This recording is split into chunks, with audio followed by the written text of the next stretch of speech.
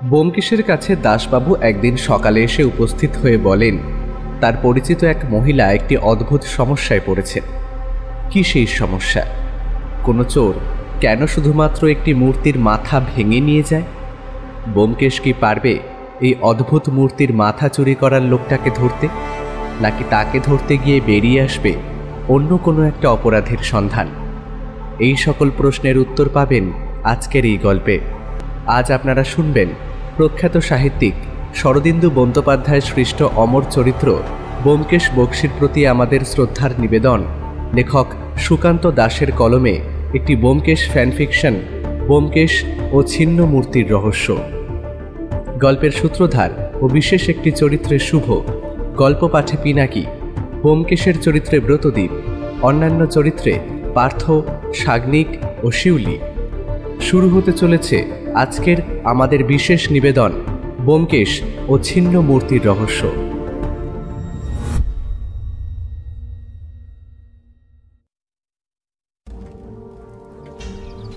এমন একটা সময় যে আমাদের কখনো পড়তে হবে সেটা আমরা সত্যিই বুঝতে পারিনি।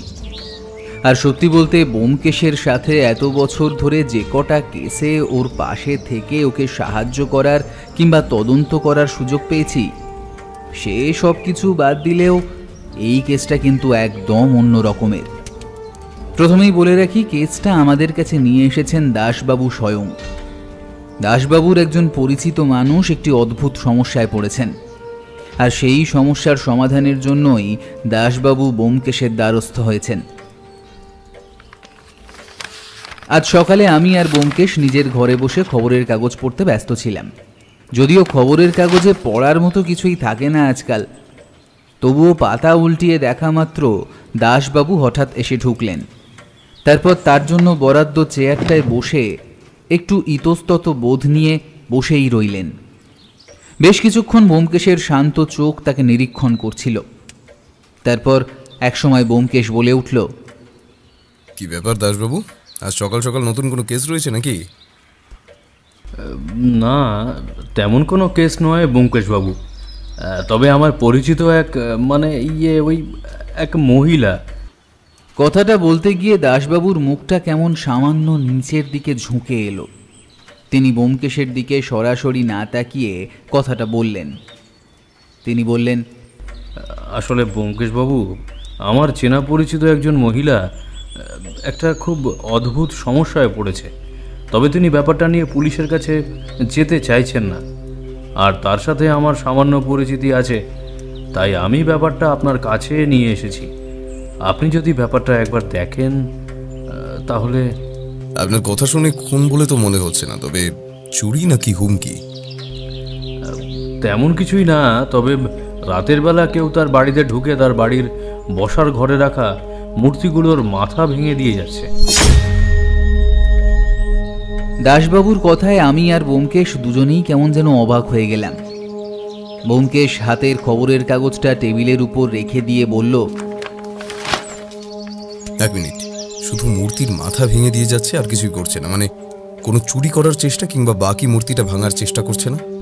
না ব্যোমকেশবাবু, শুধু মূর্তির মাথাগুলো ভেঙে দিয়ে যাচ্ছে।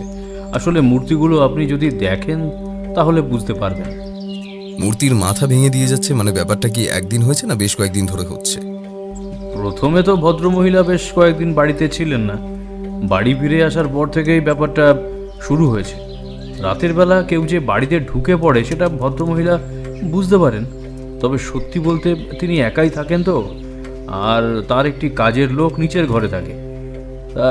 তা এত রাতে একা নিচে নেমে আসার সাহসটা তিনি করতে পারেন না।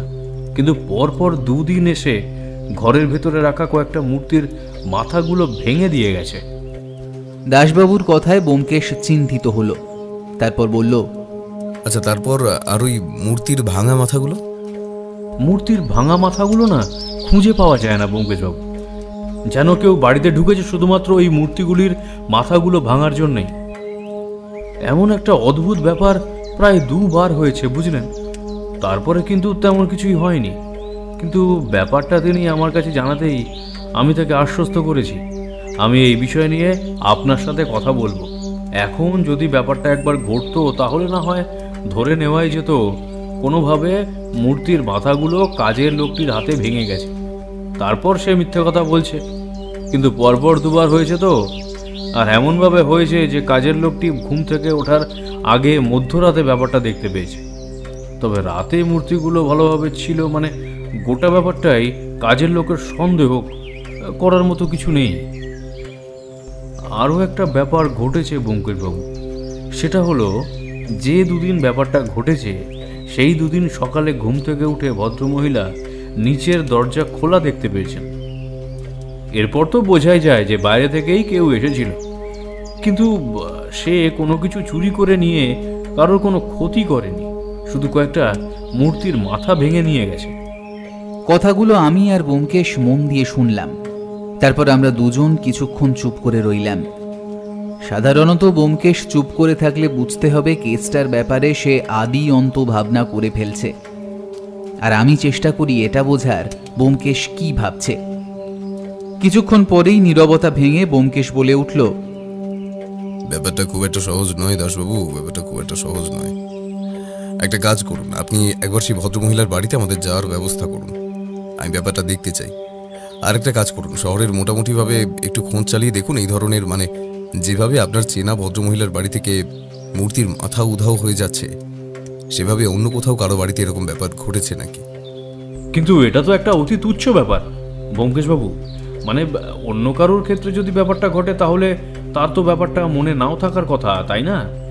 সবাই যে ব্যাপারটা গুরুত্ব দিয়ে ভাববে এটা তো নাও হতে পারে, তাই না? তবুও দাসবাবু, তবু আপনি একবার খোঁজ খবর নেওয়ার চেষ্টা করে দেখুন, তারপর যদি কিছু একটা পাওয়া যায় তাহলে তো ভালোই হলো। তার মধ্যে আমরা একবার আপনার ওই চেনা ভদ্রমহিলার সাথে দেখা করে সমস্ত ব্যাপারটা জেনেও আসবো। তবে আজ আর সেটা হয়ে উঠছে না, আসলে আমার একটু কাজ রয়েছে। আপনি কাল সকালে একবার আসবেন, তার মধ্যে একটু খোঁজ খবর নিয়ে নিন, বুঝলেন? ব্যোমকেশ কিভাবে কেসটা গুছিয়ে উঠবেন সেটা দাসবাবু বুঝতে না পারলেও ব্যোমকেশের কথায় কিছুটা স্বস্তি পেলেন। তাই তিনি উঠে দাঁড়িয়ে বললেন, আপনি যখন দেখবেন বলেছেন তাহলে আমি কিছুটা নিশ্চিন্ত হতেই পারি। ব্যোমকেশবাবু, আপনি কেসটা হাতে নিলে ব্যাপারটা অনেক সহজ হবে। তবে আমার কিন্তু এখনও মনে হচ্ছে এমন কিছু নেই, হয়তো কেসটায় এমনও হতে পারে রাতের দিকে দরজা খোলা পেয়ে বাইরে থেকে কোনো পাগল কিংবা অন্য কেউ ঢুকে কাজটা করছে। হয়তো দিনের বেলাতেই হয়েছে ব্যাপারটা, পরদিন সকালে চোখে পড়েছে। কিন্তু ব্যাপারটা নিয়ে কেন জানি না ওই ভদ্রমহিলা, মানে উনি একটু বেশি চিন্তিত। তার মনে হয় রাতের বেলা তিনি নিজের দিক থেকে শব্দ শুনতে পেয়েছেন, আর তাই বুঝতে পারছেন তো ব্যোমকেশবাবু। সত্যি বলতে ব্যোমকেশ কি বুঝতে পারছিল আমি জানি না, তবে আমি অন্য কিছু একটা আন্দাজ করতে পারছিলাম সে সময়। সে যাই হোক, দাসবাবু বেরিয়ে গেলেন। তারপর আমি ব্যোমকেশকে বললাম, এই সব কেস তুমি হাতে নেবে ব্যোমকেশ? কেসটায় তো তেমন কিছুই নেই। ভদ্রমহিলার বাড়ির কয়েকটা পুতুল, সেগুলোর মাথা কোনোভাবে ভেঙে গেছে, আর সেটা নিয়ে ভদ্রমহিলা কোনো একটা কল্পনা করে ফেলছেন। উনি বাড়িতে একা থাকেন, তাই তার ক্ষেত্রে যে কোনো কিছুই বাড়িয়ে কল্পনা করাটা খুব একটা কঠিন কাজ নয়। হতেই পারে, যদি সেটাই হয় তাহলে তো ভালো, কিন্তু যদি সেটা না হয়, অন্য কিছু হয়, তাহলে আমরা কেসটা অন্তত একবার সেখানে গিয়ে না দেখে ছেড়ে যেতে পারি না অজিত। সেখানে গিয়ে সমস্যাটা দেখে যদি মনে হয় কেসটায় তেমন কিছুই নেই, তাহলে তো আমি কেসটা হাতে নেব না। তবে একবার যাওয়া উচিত, একবার যাওয়া উচিত অজিত। আচ্ছা ঠিক আছে, কিন্তু তুমি এখন কোথায় বেরোচ্ছ? একটা ছোট্ট কাজ আছে অজিত, বেশি সময় লাগবে না, আমি খুব তাড়াতাড়ি চলে আসব। আর কাল সকালে তো আমরা ওই দাসবাবুর চেনা ভদ্রমহিলার বাড়িতে যাচ্ছি। আজকের দিনটা তোমার কাজ থাকলে সেগুলো সেরে নাও, কাল থেকে যদি সময় না পাও। তোমার কি মনে হয় কেসটা আমাদের হাতে নিতে হবে? কেন জানি না মনে হচ্ছে অজিত কেসটা খুব একটা সহজ নয়। কেসে যদি তেমন কিছু নাই থাকতো তাহলে কিন্তু দাসবাবু আমাদের কাছে ব্যাপারটা নিয়ে ছুটে আসতেন না। তিনি কিন্তু সবসময় ব্যস্তই থাকেন, আর শহরে এই সময় যে হারে চুরি কিংবা অন্য ক্রাইম বেড়ে চলেছে, তাতে অকারণ তিনি ফালতু একটা ব্যাপার নিয়ে আমাদের কাছে আসার মানুষ না। আমার মনে হয় তিনি নিজেও কিছু সন্দেহ করেছেন, আর তাই আমার কাছে কেসটা নিয়ে এসেছে। আচ্ছা অজিত, এখন চলি, কাল সকালে রেডি থেকো। হ্যাঁ, কাল আমরা দাসবাবুর চেনা ভদ্রমহিলার বাড়িতে যাচ্ছি।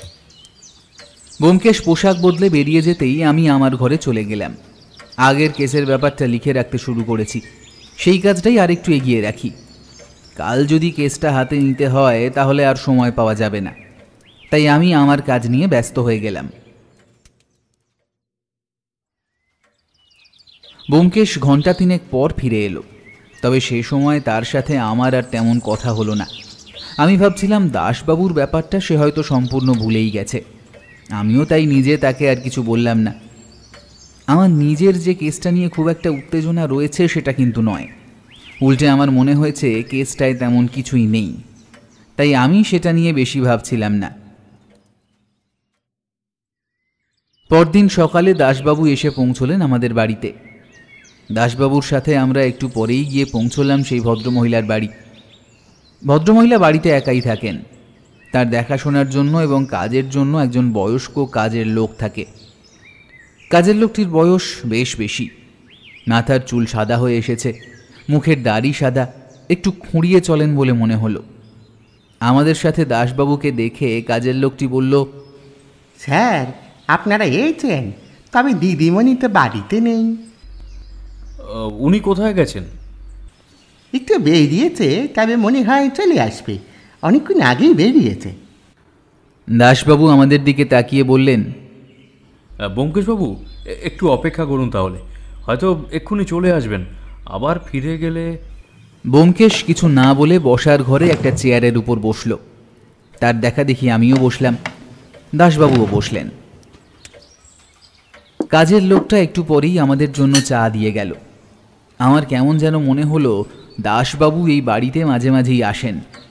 ব্যোমকেশ চেয়ারে বসে এদিকে ওদিকে তাকাতে লাগলো। আমি তার দৃষ্টি অনুসরণ করে দেখার চেষ্টা করলাম বসার জায়গার আশেপাশে। চারপাশে যতটা দেখা যায় বেশ গুছিয়ে পরিপাটি করে সাজিয়ে রাখা বাড়ি। একতলায় পাশাপাশি 2টো ঘর, অন্যদিকে বোধহয় রান্নাঘর একটা, তাছাড়া তেমন কিছুই বোঝা যায় না। বাড়ির রং দেখে মনে হয় বেশ কয়েক বছর আগে শেষবার রং করা হয়েছে। আমরা যেখানে বসে আছি তার মাঝখানে একটা টেবিল, পাশে একটা বড় টেবিলের উপরে একটা রেডিও রাখা, তার পাশে একটা ফুলদানি। ঘরের এখানে ওখানে ছড়িয়ে থাকা আরও কিছু জিনিসপত্র, তবে সেই ভাঙা মূর্তিগুলো কিন্তু কোথাও চোখে পড়ল না। বেশ কিছুক্ষণ বসে থাকার পর দাসবাবু বললেন, আচ্ছা ব্যোমকেশবাবু, আর একটা কথা আমার মনে এলো। আপনার কথায় আমি খোঁজখবর নিয়ে দেখেছি, তবে কোথাও থেকে তেমন কিছু জানা যায়নি এরকম মূর্তি ভাঙার ব্যাপারে। তা আমার মনে হয় এমন কোনো খবর পাওয়াও হয়তো যাবে না। ব্যোমকেশ কিছু বলল না, চুপ করে চারিদিকে নিরীক্ষণ করতে করতে শুধু একবার বলল, না হলেই ভালো। ব্যোমকেশকে আজকাল দেখেছি কেসের ব্যাপারে যখন কিছু চিন্তা করে বা ভাবে তখন কথা বড্ড কম বলে, প্রয়োজন ছাড়া একটাও কথা বলে না সে। আর আজ আরও একবার সেটাই লক্ষ্য করছিলাম। কিন্তু এই কেসটা নিয়ে ব্যোমকেশ এত ভাবছে কেন সেটাই বুঝতে পারছিলাম না। দাসবাবুর সেই চেনা ভদ্রমহিলা মানে মীনাক্ষী দেবী ফিরে এলেন প্রায় মিনিট 40 পর। ঘরে ঢুকতেই আমাদের দেখে এবং দাসবাবুকে দেখে প্রথমটাই একটু ইতস্তত বোধ করলেন। বোধহয় তাই দেখে দাসবাবু উঠে দাঁড়িয়ে বললেন, আসলে আপনাকে ওই যে ব্যোমকেশ বক্সির কথা বলেছিলাম না, তাকেই সাথে করে নিয়ে এসেছি। ভদ্রলোককে আপনার কেসটার ব্যাপারে বলেছি। কথাটা শুনে মীনাক্ষী দেবীর মুখে সামান্য হাসি ফুটল। তিনি এগিয়ে এসে আমাদের সামনের চেয়ারে বসে আমাদের দুজনের দিকে তাকালেন। তারপর বোধহয় নিশ্চিন্ত হতে পারলেন ব্যোমকেশের দিকে তাকিয়ে। সেই ব্যোমকেশ। আপনি ব্যোমকেশ বক্সী, তাই না? বেশ বছরখানেক আগে আপনাকে একবার দেখেছিলাম কোনো একটা কেসের তদন্ত করার সময় বোধহয়। আমি আপনাকে দেখেছিলাম, তবে আপনি আমাকে দেখেননি। এখন এমন একটা অদ্ভুত ব্যাপার আমার সঙ্গে হয়ে চলেছে, সেটা নিয়ে দাসবাবুর সঙ্গে আমি কথা বলেছি। দাসবাবু আপনার কথা বলায় আমি তাকে বললাম যে আপনাকে নিয়ে আসতে। তা বেশ ভালোই হয়েছে। আপনি যখন এসে পড়েছেন, তাহলে আপনাকে সবটা খুলে বলে আমি নিশ্চিন্ত হতে পারি। তারপর ভদ্রমহিলা আমাদের বসতে বলে ঘরের ভিতর চলে গেলেন। বেশ কিছুক্ষণ পর ঘর থেকে যখন বেরিয়ে এলেন তখন তার হাতে 2টো অদ্ভুত মূর্তি। মূর্তি দুটো দেখে মনে হলো মাটির তৈরি যে ধরনের মূর্তি ঘরে দেখা যায় তেমনই। সেগুলো বেশ বড়, তবে সবচেয়ে অদ্ভুত ব্যাপার মূর্তির মাথাটা ঘাড়ের কাছ থেকে কেউ যেন ভেঙে নিয়ে গেছে। মূর্তি দুটো আমাদের সামনে টেবিলের উপর রেখে ভদ্রমহিলা বললেন, এই মুহূর্তে দুটো ব্যোমকেশবাবু, পরপর দুদিন। না, পরপর দুদিন নয়, মাঝে হয়তো একদিন বন্ধ হয়েছিল, তারপর দিন আবার ব্যাপারটা ঘটে। ব্যোমকেশ একটা মূর্তি হাতে তুলে নিয়ে চুপ করে দেখছিল। এবার মীনাক্ষী দেবীর দিকে তাকিয়ে প্রশ্ন করল, কি হয়েছিল?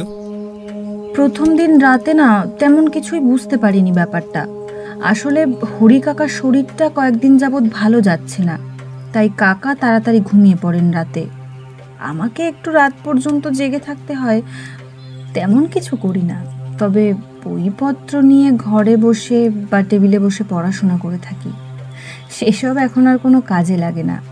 বাবা জীবিত থাকতে আমার বিয়ের জন্য অনেক চেষ্টা করেছিলেন, কিন্তু আমার ভাগ্যে হয়তো ব্যোমকেশবাবু তাই আর তা হয়ে ওঠেনি। বাবার রেখে যাওয়া কটা টাকা জমানো রয়েছে, তাতে কোনো রকমভাবে চলে যায় আমাদের দুজনের। সেদিন রাতে নিজের ঘরে বসেই বই পড়ছিলাম। ঘরের দরজা ভেতর থেকে বন্ধ ছিল। একবার মনে হলো একটা খট করে শব্দ শুনলাম। তারপর ভাবলাম অন্য কোথাও রাতের বেলায় হয়তো শব্দ হয়েছে, তাই আর ব্যাপারটা গুরুত্ব দিলাম না। তবে বেশ কিছুক্ষণ পরে আবার একটা শব্দ শুনতে পেলাম, যেন কোনো কিছু ভাঙার বা টুকরো করার মতো শব্দ। তখন দরজা খুলে বাইরে বেরিয়ে এসে দেখি বাইরের দরজাটা খোলা। আমি ভাবলাম হয়তো হরি কাকা কোনো কারণে বাইরে গেছে, তাই তখন আর অতটা গুরুত্ব দিইনি। আমি ভেতরে চলে আসি। তবে বাইরের দরজাটা বন্ধ থাকে আর আমার ঘরের দরজাটা খোলা থাকে। বেশ অনেকক্ষণ ধরে কোনো সারা শব্দ না পেয়ে তখন আবার বাইরে এসে দেখি তখনও দরজা খোলা। তখন আমি দেখি হরি কাকার ঘরের দরজাটা বন্ধ। তারপর দরজা বন্ধ করে দিয়ে আমি আবার নিজের ঘরে চলে আসি। ওই যে ওই টেবিলের উপর রাখা ওই মূর্তিটার মাথার দিকটা নেই। দেখে মনে হয় কেউ যেন শক্ত হাতে মূর্তিটা চেপে ধরে মাথাটা ভেঙে নিয়ে চলে গেছে। তবে মূর্তিটা কিন্তু টেবিলের উপরে রাখা ছিল না, টেবিলের উপর পড়েছিল। একটু হলেই সেটা নিচে মাটিতে পড়ে ভেঙে যেত। সেই দিন না ব্যাপারটা খুব অদ্ভুত লাগে আমার কাছে। আমার মনে হয়েছিল কোনো কারণে হয়তো হরি কাকার হাতে লেগে মূর্তিটা ভেঙে গেছে। সেই কথাটা আমি জিজ্ঞাসা করি, কিন্তু হরি কাকা যেন ব্যাপারটা জানতোই না, এমনভাবে আমায় উত্তর দেয়। তখনই ব্যাপারটা আমার অবাক লাগে। আসলে আমাকে না উনি কখনো মিথ্যা কথা বলে না। আমার ছোটবেলা থেকে হরি কাকা এখানে আছেন। একটা মূর্তি যদি ভেঙে গিয়েই থাকে সেটা বলতে তিনি দ্বিধাবোধ করবেন না। আর সেখানেই আমার প্রথম খটকাটা লাগে। আর দ্বিতীয় দিন? দ্বিতীয় যেদিন ব্যাপারটা হয় সেদিন আমি বোধহয় তাড়াতাড়ি ঘুমিয়ে পড়েছিলাম। কোনো কারণে সেদিন দরজা খোলার আওয়াজটা আমার কানে আসেনি, আর কোনো কিছুই বুঝতে পারিনি। পরদিন সকালে সেদিন আমি তাড়াতাড়ি উঠেছিলাম, আর বাইরে বেরোতেই দেখতে পাই দরজাটা খোলা। দরজাটা খোলা নয়, আসলে কেউ যেন দরজাটা বাইরে থেকে ভেজিয়ে দিয়ে চলে গেছে। আমার কেমন যেন মূর্তিটার কথা মনে পড়ে যায়, আর তখনই আমি দেখতে পাই ওই দ্বিতীয় মূর্তিটারও মাথার কাছ থেকেই ভাঙা। ব্যাপারটা আমার কাছে বড়ই অদ্ভুত লাগে। আর ব্যোমকেশবাবু, সব থেকে বড় যেটা আমার খটকা লাগে সেটা হলো দুটো মূর্তি কিন্তু একই মূর্তি। ব্যাপারটা আমার আগেই চোখে পড়েছিল, তাই আমি ব্যোমকেশের দিকে তাকিয়ে দেখলাম সে খুব মন দিয়ে দুটো মূর্তি হাতে তুলে নিয়ে দেখছে। এমন সময় দাসবাবু বললেন, কেউ যদি মূর্তি চুরি করতে আসে তাহলে তো মূর্তিগুলো নিয়ে চলে যেতে পারে। এভাবে মূর্তির মাথা ভেঙে নিয়ে যাওয়ার কারণটা তো বুঝতে পারছি না। কারণ তো একটা আছেই দাসবাবু। এটুকু বলেই ব্যোমকেশ চুপ করল। তারপর ভালো করে ঘরের চারপাশটা ঘুরে দেখতে লাগলো। আমাদের তিনজনের চোখ নিরীক্ষণ করে চলছিল। একটু পরে ব্যোমকেশ এসে নিজের চেয়ারে আবার বসে বলল, বাড়ি থেকে আর কিছু চুরি যায়নি? মীনাক্ষী দেবী মাথা নাড়িয়ে বোঝালেন যে চুরি কিছুই যায়নি, কিন্তু আমার মনে বারবার একটা খটকা আসছিল যে এই মূর্তিগুলোর মাথা নিয়ে অপরাধী কি করবে। গোটা মূর্তিটা যদি চুরি করত তাহলে একটা আলাদা ব্যাপার ছিল, কিন্তু খালি মাথা দিয়ে কি হবে? মীনাক্ষী দেবীর বাড়ি থেকে বেশি কিছু জানা গেল না, তবে ব্যাপারটা ভদ্রমহিলা যে বেশ খানিকটা ভয় পেয়েছেন সেটা বোঝা যাচ্ছিল। বারবার ব্যোমকেশকে অনুরোধ করলেন যে এই ব্যাপারে যেন ব্যোমকেশ কিছু একটা করে। অবশ্য তার এটাও মনে হয়েছে তার বাড়িতে আর ওই রাতের আগন্তুক আসবে না, কারণ তার বাড়ির দুটো মূর্তির মাথা এসে চুরি করে সে নিয়ে গেছে। কিন্তু তার কারণটা কি? এমন একটা অদ্ভুত ব্যাপার, কারণ জানতে না পারলে যে মনে মনে একটা সন্দেহ থেকেই যাবে। দাসবাবুও খোঁজ চালিয়ে যেতে লাগলেন এরকম মূর্তি আর কোথাও রয়েছে নাকি, আর সেই মূর্তির মাথা চুরি গেছে নাকি। এরপর প্রায় মাসখানেক কেটে গেল, তেমন কিছুই ঘটল না। এর মধ্যে ব্যোমকেশ অন্য একটা কেসেও জড়িয়ে পড়েছিল। আসলে একটা খুনের কেসে ব্যোমকেশকে জড়িয়ে পড়তে হয়েছিল। সে ব্যাপারটা নিয়ে ব্যোমকেশের তদন্ত ভালোই চলতে লাগলো। আমিও মাঝে মাঝে তার সাথে যাচ্ছিলাম, তবে খুনিকে কিছুতেই ধরা যাচ্ছিল না। এই কেসের ব্যাপারে বিস্তারিতভাবে পরে জানাবো, কারণ তার আগে মীনাক্ষী দেবীর অদ্ভুতভাবে মূর্তির মাথা চুরির ব্যাপারটা জানাতে হবে। মাঝখানে হঠাৎ করে একদিন দাসবাবু আমাদের বাড়িতে আবার এলেন। ভদ্রলোককে বেশ উত্তেজিত বলেই মনে হলো। তিনি ঘরে ঢুকে চেয়ারে বসতে বসতে বললেন, ব্যোমকেশ বাবু, আপনার কথা মতো আমি খোঁজ খবর চালিয়ে যাচ্ছিলাম, বুঝলেন। এই কিছুদিন আগে, এই 2 দিন হবে, একটা খবর পাওয়া গেছে যেখানে একজনের বাড়িতে ঠিক এমনই একটা মূর্তি ছিল। তবে রাতের বেলা কেউ তার বাড়িতে ঢুকে সেই মূর্তি তারপরে অর্ধেকটা ভেঙে দিয়ে গেছে, জানেন। ব্যাপারটা দেখে কিন্তু মীনাক্ষী দেবীর মূর্তিগুলোর কথাই মনে পড়েছিল। সেক্ষেত্রে অপরাধী মূর্তিগুলোর মাথা ভেঙে নিয়ে গিয়েছিল, আর এক্ষেত্রে সেটাই করেছে। আর অন্য কিছু জানতে পারলেন? আর একটা ব্যাপার জানতে পারা গেছে, বুঝলেন। মীনাক্ষী দেবী যে দোকান থেকে মূর্তিগুলো কিনে এনেছিলেন, এই ভদ্রলোকও সেই দোকান থেকেই মূর্তিগুলো কিনে এনেছেন।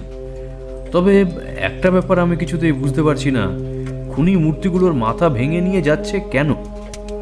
একটা সামান্য মাটির মূর্তির জন্য সে এতটা বেপরোয়াভাবে রাতের বেলা কারোর বাড়িতে ঢুকে যাচ্ছে।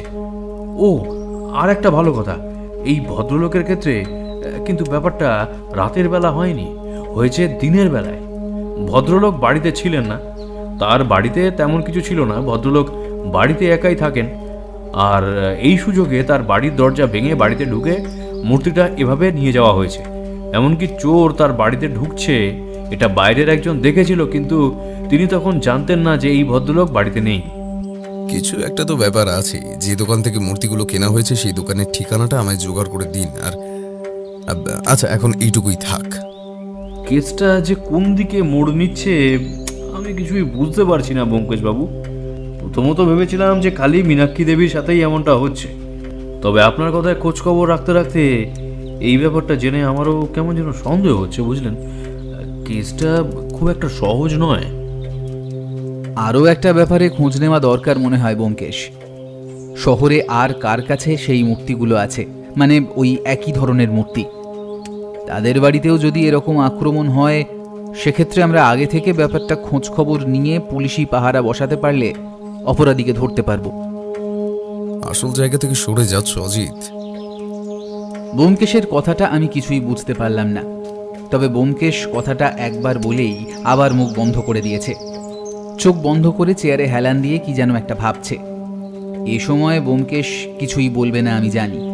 দাসবাবু কিছুক্ষণ চুপ করে বসে রইলেন, তারপর বললেন, আমি সেই দোকানদারের ঠিকানাটা আপনাকে পাঠিয়ে দিচ্ছি ব্যোমকেশ বাবু। তবে ব্যাপারটা আমি মীনাক্ষী দেবীকেও জানিয়েছি। তিনি ব্যাপারটা জানার পর থেকেই সামান্য ভয় রয়েছেন। বলা যায় না, যদি তার উপর আবার ওই এতটাই আক্রমণ করে কিংবা তার বাড়িতে ঢোকার চেষ্টা করে। সেটা আর হবে না। মীনাক্ষী দেবীর বাড়িতে সেই অপরাধীর কাজ শেষ হয়ে গেছে। মানে তুমি বলতে চাইছো সেই দুটো মূর্তি অপরাধীর প্রয়োজন ছিল, আর শুধুমাত্র মূর্তির মাথাগুলোই তার প্রয়োজন ছিল, তাই তো? আর তাই সে দ্বিতীয়বার মীনাক্ষী দেবীর বাড়িতে ফিরে যাবে না? সেটা হতে পারে। আচ্ছা দাসবাবু, সম্প্রতি মানে মাসখানেকের মধ্যে কোনো অপরাধী জেল থেকে ছাড়া পেয়েছে? এমন একটা অদ্ভুত কথায় দাসবাবু আর আমি দুজনেই অবাক হয়ে গেলাম। কথা হচ্ছিল মূর্তি নিয়ে, তার সাথে জেল থেকে কোন আসামির ছাড়া পাওয়ার কি সম্পর্ক? ব্যোমকেশ কি ভাবছে আসলে সেটা সবকিছু খুলে না বলার অভ্যেসটা মাঝে মাঝে আমাদের ধাঁধায় ফেলে দেয়। ব্যোমকেশ কিন্তু আর মুখ খুলল না। দাসবাবু উঠে দাঁড়িয়ে বেরিয়ে যাওয়ার আগে ব্যোমকেশ শুধু একবার বলল, জেল থেকে যদি কোনো অপরাধের ছাড়া পাওয়ার খবর জানতে পারেন, ধরুন মাস 2 কিংবা মাঝখানেকের মধ্যে, তাহলে তার অপরাধটা একবার ভালো করে জানার চেষ্টা করবেন। কথাটা বলে নিজের টেবিলের দিকে এগিয়ে গেল। আমি বুঝতে পারলাম আজকের মতো কথাবার্তা এখানেই শেষ। এরপর ব্যোমকেশ মুখ বন্ধ করেই থাকবে। গভীরভাবে ও কেসটা নিয়ে ভাবতে থাকবে, কিন্তু কেসটা নিয়ে অনেক ভেবেও আমি কিছুই বার করতে পারছিলাম না।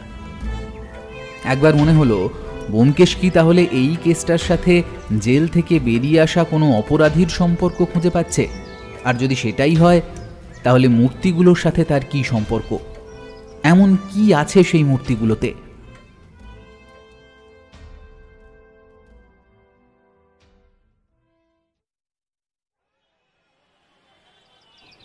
দোকানটা বেশ পুরনো। এই দোকানে শুধু মাটি, পাথর এসবের মূর্তি বিক্রি হয়। আর শুধু বিক্রি হয় না, খোঁজ খবর করে জানা গেল এরা নিজেরা মূর্তি তৈরি করে। ব্যোমকেশ আর আমি যখন দোকানের আসল মালিকের সাথে কথাবার্তা বলছি, দোকানের বাইরের দিকে দাঁড়িয়ে তখন ব্যোমকেশ বলল, প্রায় হাতখানিক লম্বা হবে মূর্তিগুলো। মূর্তিগুলো অনেকটা জল পড়ি।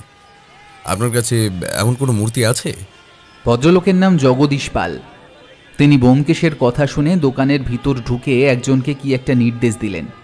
তারপর একটু পরেই সে একটা মূর্তি এনে আমাদের হাতে দিল। মূর্তিটা দেখেই কিন্তু আমি অবাক হয়ে গেলাম। এই মূর্তিটা ঠিক হুবহু সেই দুটো মূর্তির মতন, যে দুটো মূর্তি ভাঙা অবস্থায় আমরা মীনাক্ষী দেবীর বাড়িতে পেয়েছি। ব্যোমকেশ মূর্তিটা হাতে নিয়ে বলল, এরকম মূর্তি ঠিক কটা তৈরি করেছিলেন আপনি?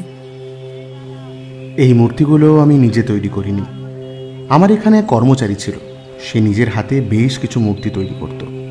সেই তৈরি করেছিল এই মূর্তি, তবে বছর 2 আগে করেছিল। তারপর কোনো একটা কারণে সে হঠাৎ কাজ ছেড়ে দেয়, তাকে আর এদিকে আসতে দেখিনি। তবে যতদূর লোকের মুখে শোনা যায়, সে নাকি কোনো একটা কারণে পুলিশের হাতে ধরা পড়েছিল। তার বছর 2 জেল হয়। মাত্র মাস 2 আগে সে আমার দোকানে এসে উপস্থিত।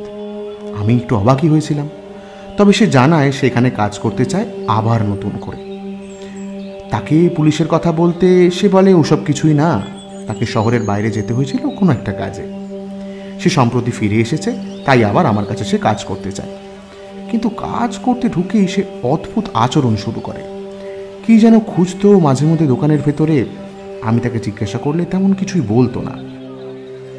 এখন যে কাজের লোক আমার কাজ করে, তার কাছেও শুনেছি যে ও দোকানের মধ্যে কিছু একটা খুঁজতো। তবে কি খুঁজতো সেটা নিজে কখনোই বলেনি। যেমন অদ্ভুতভাবে সে ফিরে এসেছিল, তেমনই অদ্ভুতভাবেই কিছুদিন পরে সে আবার নিখোঁজ হয়ে যায়। আপনারা আপনাদের মূর্তিগুলো কাদের কাছে বিক্রি করেন? সেসবের কোনো হিসেব আপনাদের কাছে থাকে? মানে যারা মূর্তি কিনে নিয়ে তাদের নাম, ঠিকানা, নাম্বার কিছু? না, সেসব আর নথিভুক্ত করে রাখা হয় না। তবে কেউ যদি কোনো মূর্তি তৈরি করতে চায়, তাহলে সেক্ষেত্রে তাদের ঠিকানা আমাদের কাছে থাকে। আচ্ছা, এই মূর্তিটা যিনি তৈরি করতে দিয়েছিলেন তিনি কি কোনো একজন মহিলা? না, যে এই মূর্তি তৈরি করতে দিয়েছিল তিনি আমাদের দোকানে মাঝে মধ্যেই আসেন। তার নাম রামতনু রায়। তবে ভদ্রলোক প্রথমে 4টে মূর্তির কথা বলেন। 4টে মূর্তি আমার আগের সেই কর্মচারী তৈরি করেছিল। পরে কোনো একটা কারণে তিনি 4টে মূর্তি নিতে চান না, তখন তাকে একটাই মূর্তি দেওয়া হয়। বাকি দুটো মূর্তি অন্য কোথাও বিক্রি হয়ে গেলেও এই মূর্তিটা এখানেই থেকে যায়। আপনার যদি আপত্তি না থাকে তাহলে এই মূর্তিটা কি আমি নিয়ে যেতে পারি? দেখুন, মূর্তিটা অনেক দিন ধরেই দোকানে সাজানো ছিল, তবে বিক্রি হয়নি। মসজিদের রঙও কেমন ফ্যাকাশে হয়ে এসেছে। এটা আর বিক্রি হবে বলে মনে হয় না। আপনি যদি চান তাহলে মূর্তিটা নিয়ে যেতে পারেন। ব্যোমকেশ আর কিছু বলল না। মূর্তিটা নিয়ে আমরা সেখান থেকে ফিরে এলাম। ওটা নিয়ে আসার সময় পথে ব্যোমকেশ আর একটা কথাও বলল না, তবে মাঝে মাঝে মূর্তিটা ঘুরিয়ে ফিরিয়ে দেখতে লাগলো। আমি একবার একটু কৌতূহলী হয়ে প্রশ্ন করলাম, ব্যোমকেশ, তুমি মূর্তিটা নিয়ে চলে এলে, তোমার কি মনে হয় মূর্তিটার মধ্যে কিছু আছে? ব্যোমকেশ আমার দিকে একবার তাকিয়ে মূর্তিটা দেখতে দেখতে বলল, সেটা তো বাড়িতে গিয়ে মূর্তিটার মাথাটা ভাঙলেই বোঝা যাবে। মূর্তিটার মাথাটা অদ্ভুতভাবে তৈরি করা হয়েছে। মাটির মূর্তি এমনভাবে তৈরি করা হয় না। মাথার ভেতরে পুরোটাই বোধহয় শক্ত মাটি রয়েছে। ব্যোমকেশ আর আমি মূর্তিটা নিয়ে বাড়ি ফিরে এলাম। বাড়ি ফিরে ব্যোমকেশ মূর্তিটাকে টেবিলের উপর রেখে দেখতে লাগলো। বেশ সুন্দর একটা জলপরীর মূর্তি। দেখে বোঝা যায় এর গায়ের রং এখন ফ্যাকাশে হয়ে এলেও একসময় এর রং বেশ সুন্দর ছিল। ব্যোমকেশ বেশ কিছুক্ষণ মূর্তিটার দিকে তাকিয়ে রইল। তারপর হঠাৎ মূর্তিটার মাথাটা ধরে দিল এক হ্যাঁচকা টান। মাথা থেকে খানিকটা নিচের অংশ ভেঙে ব্যোমকেশের হাতে চলে এলো। তারপর সেই মাথাটা মেঝের উপর রেখে সেটাকে একটা বাইরে থেকে আনা ছোট পাথরের টুকরো দিয়ে ভাঙতে লাগলো। কিন্তু ভাঙতে ভাঙতে একসময় মাথাটা পুরো গুঁড়ো হয়ে এলো, তার মধ্যে থেকে কিছুই বেরিয়ে এলো না। গোটা ঘটনাটা আমি যতটা অবাক হয়েছিলাম, ব্যোমকেশ বোধহয় তার থেকেও বেশি অবাক হয়েছিল। সে মূর্তি ভাঙা অংশটা এমনকি গুঁড়োগুলো সমস্ত কিছু তুলে নিয়ে বাইরে ফেলে দিয়ে এলো। তারপর ঘরে এসে নিজের চেয়ারে বসে চুপ করে রইল।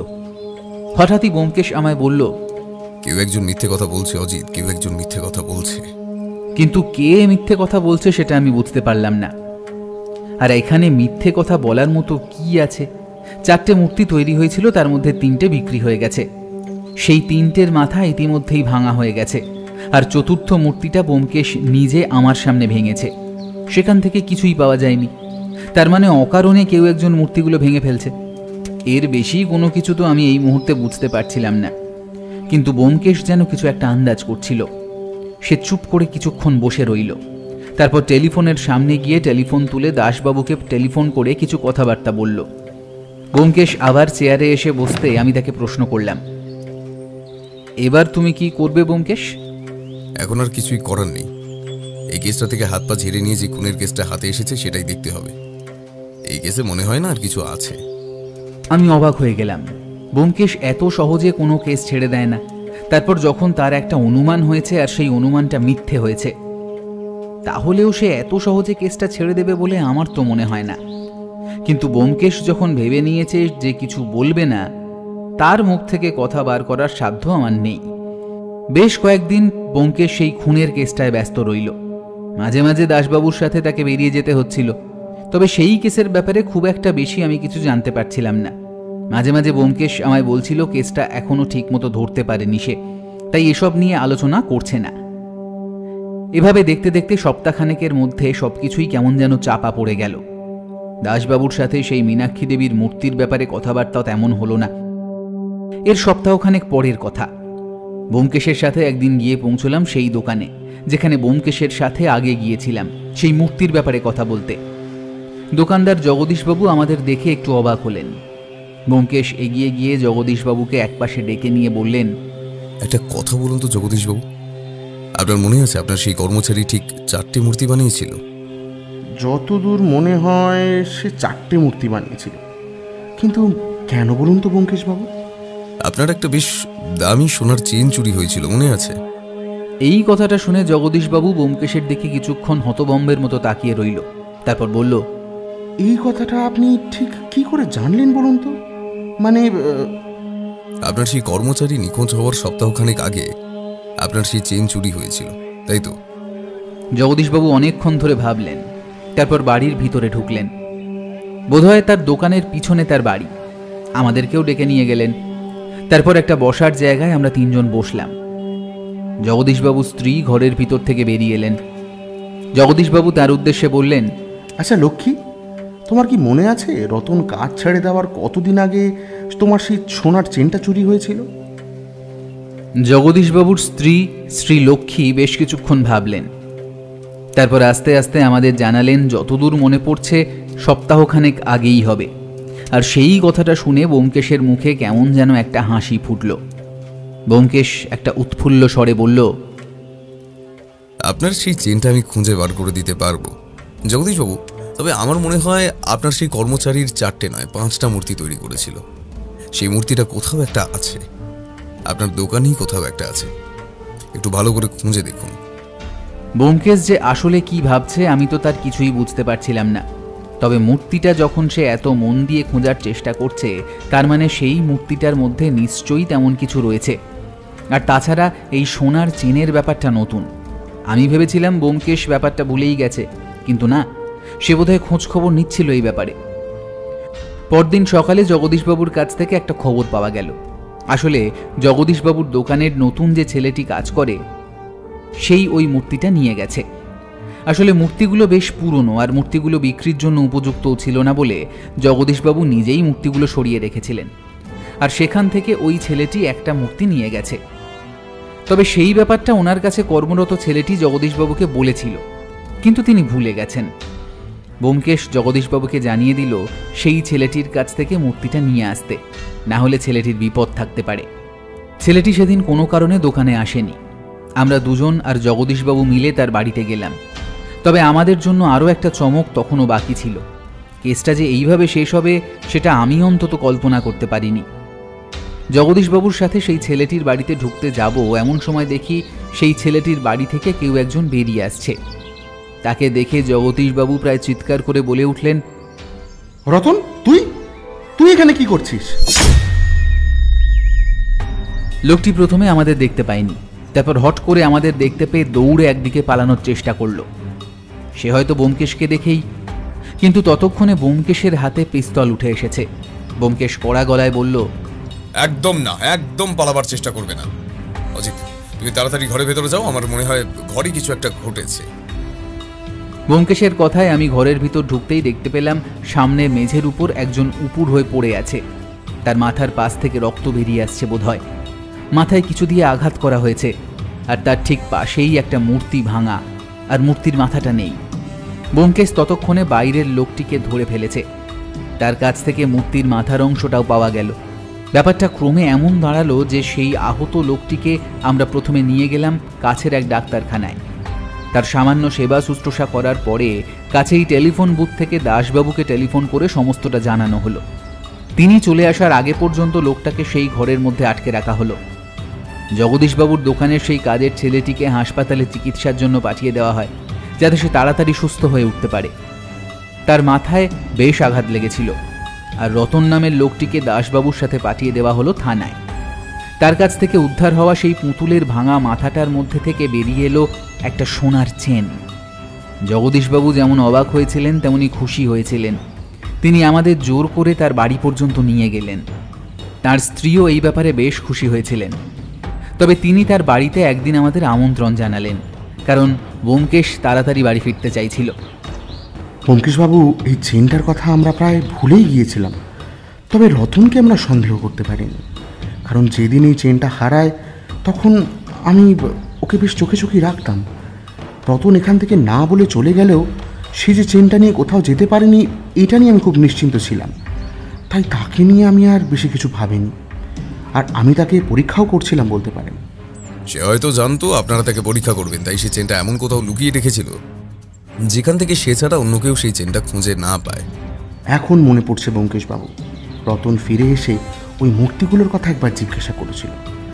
আমি তেমন কিছু না ভেবেই বলেছিলাম সব কটা বিক্রি হয়ে গিয়েছে। এখন মনে পড়ছে ব্যোমকেশবাবু সেটাও জানতে চেয়েছিল যে এই মূর্তিগুলো আমি কাকে বিক্রি করেছি এবং কোথায় করেছি। বোধহয় খাতা থেকে ওই মূর্তি কাদের কাছে বিক্রি হয়েছে তা খোঁজারও চেষ্টা করেছিল, কিন্তু তারপরে আমি আর জানি না। আপনার হারিয়ে যাওয়া জিনিস আপনি পেয়ে গেছেন, বেশ, এটাই ভালো হলো বোধ হয়। তবে রতনকে কিন্তু আরও একবার জেল খাটতে হবে।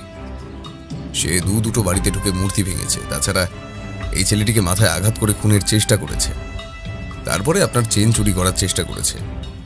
এত সহজে সে কিন্তু মুক্তি পাবে না। সে আপনি যা ভালো বুঝবেন ব্যোমকেশবাবু, তবে আপনি আমার যা উপকার করলেন, একদিন আমার বাড়িতে আসতে হবে, কিন্তু আপনাকে আমি কিছু উপহার দিতে চাই।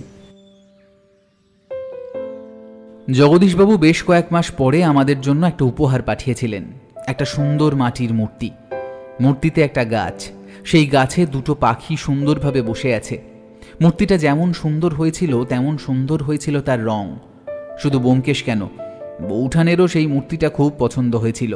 তবে কেসের সমস্ত ব্যাপারটা কিন্তু এত তাড়াতাড়ি ঘটেনি, বেশ খানিকটা সময় লেগেছিল। এর মাঝে দাসবাবুর সাথে আমাদের সামান্য কথাবার্তা হলো। কি সাংঘাতিক ব্যাপার ব্যোমকেশবাবু, পুতুলের মাথার মধ্যে সোনার চেন, এতটা তো আমি নিজেও ভাবতে পারিনি। ভাবাটা কিন্তু প্রয়োজন ছিল।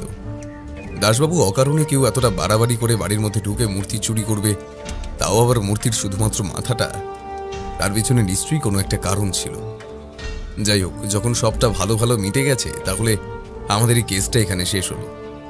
ব্যোমকেশবাবু, আপনি সবকিছু কি করে বুঝতে পারলেন? ব্যাপারটা তেমন কিছুই ছিল না দাসবাবু, আসলে কেসটা একটু সময় বেশি লাগলো, আর আমাদের তদন্তটা একটু ভুল পথে হচ্ছিল। যাই হোক, এখন যখন সব মিটে গেছে, তাহলে দাসবাবু এটাই তো অনেক। এটাই ব্যোমকেশবাবু, এটাই আমার একদম ভালো লাগে না। আপনি খুলে কিছুই বলতে চান না। আচ্ছা, তাহলে আমিও যাই, এখন আমার অনেক কাজ রয়েছে, অন্য সময় জানা যাবে। সব কাজ মিটিয়ে আমরা যখন বাড়ি ফিরে এলাম তখন প্রায় বিকেল। ব্যোমকেশ আর আমি তার ঘরে বসে রয়েছি। ব্যোমকেশ বোধহয় সেই খুনের কেসটা নিয়ে কিছু লিখে চলেছিল তার ডায়েরিতে। অনেকক্ষণ ধরে বসে থাকতে থাকতে একসময় অধৈর্য হয়ে প্রশ্ন করলাম, আচ্ছা ব্যোমকেশ, তোমার কি প্রথম দিন মীনাক্ষী দেবীর বাড়িতে ওই মূর্তিগুলোর মাথা না দেখে মনে হয়েছিল ব্যাপারটা এমন হতে পারে? মোটিভ অজিত, এই কেসটায় কোনো একটা মোটিভ যে ছিল সেটা আমি আগে আন্দাজ করতে পেরেছিলাম, তবে ব্যাপারটা যে এমন হবে সেটা আন্দাজ করিনি। তবে ধীরে ধীরে কেসটা খুলতে লাগলো, তত যেন সবকিছুর হিসেব মিলে যাচ্ছিল। প্রথমেই মীনাক্ষী দেবীর বাড়ির ব্যাপারটা আমায় ততটা ভাবায়নি, তাই আমি দাসবাবুকে খোঁজ নিতে বলেছিলাম এমন ঘটনা শহরে আরও ঘটেছে কিনা। যদি সেটা না করতো তাহলে কিন্তু এখানে আমরা কিছুই করতে পারতাম না। তাহলে ওই দ্বিতীয় যে বাড়িতে মূর্তিটা ছিল তার সাথে তুমি কথা বলেছিলে? বলেছিলাম, তবে সে যখন বাড়িতে ছিল না তখন তার বাড়িতে ব্যাপারটা ঘটে। এখানে একটা সমস্যা ছিল, সেটা হলো বাড়ির দরজা বন্ধ থাকার পরে অপরাধী কিভাবে বাড়িতে ঢুকে। সে নিশ্চয়ই অন্য কোনো উপায় তালা খুলেছিল, আর সেটা হয়েছিল মীনাক্ষী দেবীর বাড়িতে, মানে প্রথম ঘটনার ক্ষেত্রে।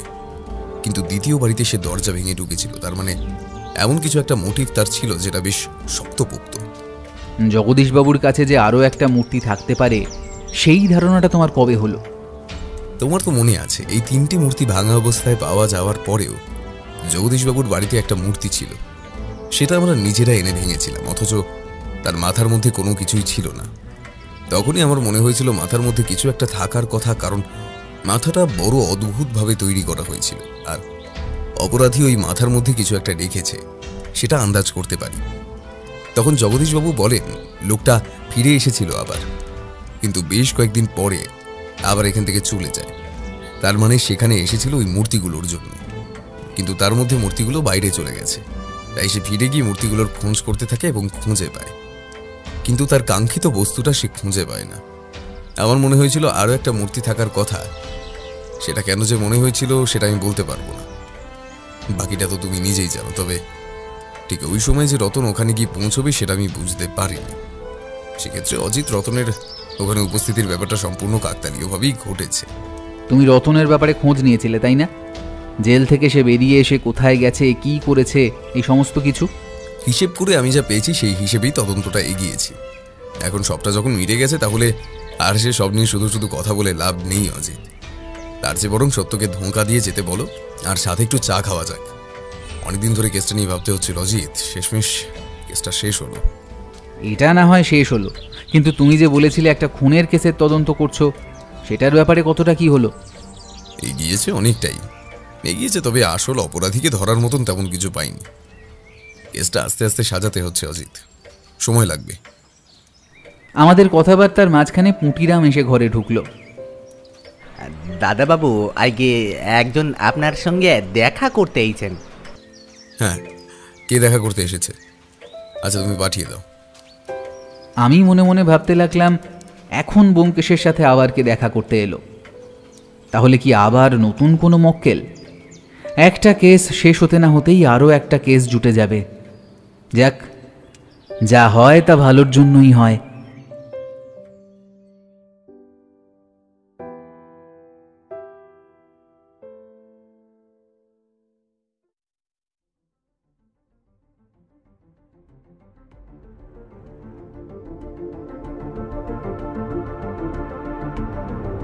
শুনছিলেন লেখক সুকান্ত দাশের কলমে একটি ব্যোমকেশ ফ্যানফিকশন, ব্যোমকেশ ও ছিন্ন মূর্তির রহস্য।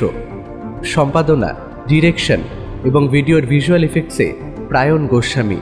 শব্দ পরিকল্পনা, মিশ্রণ এবং আবহ সৃষ্টিতে 62 FPS স্টুডিও। কেমন লাগলো আজকের গল্পটি? ভালো লাগলে অবশ্যই আমাদের সাবস্ক্রাইব করে আমাদের সাথে থাকুন এবং লাইক ও কমেন্টের মাধ্যমে আপনার মতামত জানান। এরকম গল্প যদি আরও শুনতে চান তাহলে প্লিজ আমাদের কমেন্টের মাধ্যমে জানান। দেখা হবে নতুন কোনো গল্পে। ততক্ষণের জন্য শুভরাত্রি। ভালো থাকবেন এবং সকলকে ভালো রাখবেন।